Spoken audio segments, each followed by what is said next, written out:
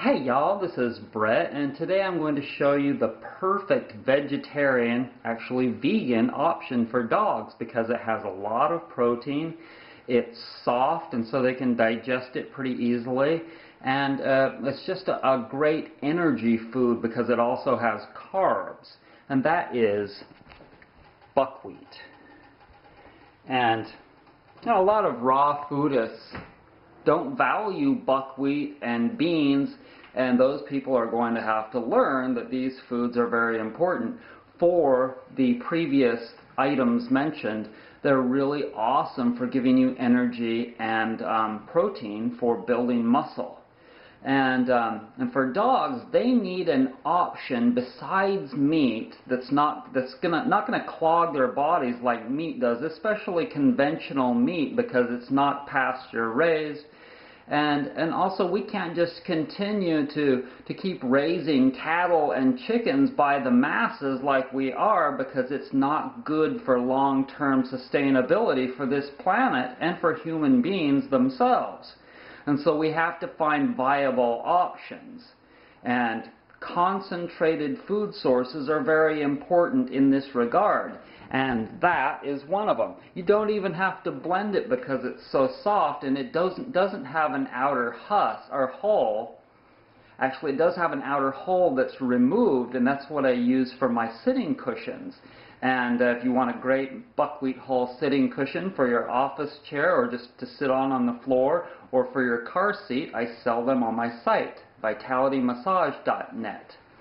Now, I know that there are people out there that are going to say, the best protein source for dogs is meat. I do feed my dog meat, and it's organic, and it's either organic out of a can or fresh off the hot bar organic at Green Life, also known as Whole Foods. And so I'm just here to show you the options, and hopefully I won't get any asshole comments down below, but probably will, in which case I'll block them. Check this out. Can you hear them sizzling? Red potatoes. Woo! Steaming the lens. Red potatoes, garlic, onions, and peppers, I believe. Oh, and lemon curry, and rosemary, fresh rosemary from the garden. And I think there's something else in there, but we'll throw that in with the dog food too. Okay, here's another pet option, and this is mashed raw veggies.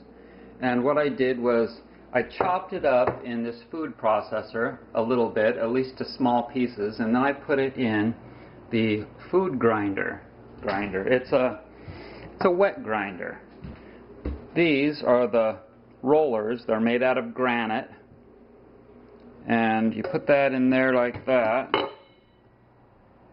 and then you put it on. It's got a knob that holds it on there, and it mashes the food like a mortar and pestle does, like the Indians used to do. It's got a lid to keep stuff from flipping out. And it mashes food really good, and we're going to add this raw food full of enzymes to the cooked food to give it the full whammy.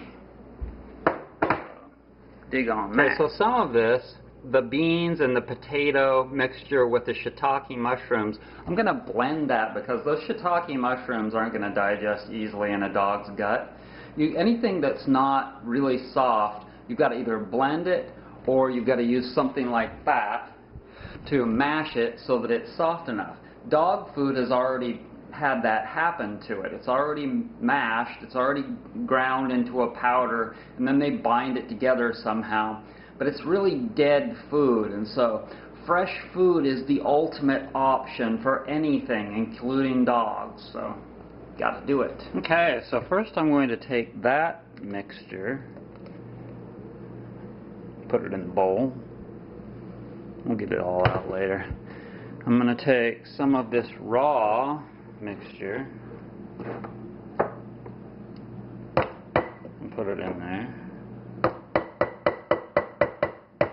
She really loves this food, no doubt. I'm going to take some buckwheat and put it in there. You can blend the buckwheat if you like also. But it's soft enough that I think we can do that. I might even take a little bit of this organic dog food with chicken and potatoes and put it in there. But yesterday she was eating it without any meat added. And that's because that buckwheat has so much protein. If you don't believe me on that, look it up. I believe I've seen videos on YouTube about how buckwheat has so much protein. You can also sprout buckwheat. A lot of these things are a matter of time. You know, preparation and thinking ahead. And that's one thing about sprouting that you really got to get a grip on. You're way ahead of the game with sprouting. It takes several days usually to get something ready to eat from sprouting. Okay. So let's see if she'll eat that. Okay. She's like looking at the camera like, what are you doing, man? She knows what it is. Good girl. Alright, quiet. Thanks for joining me. Be good.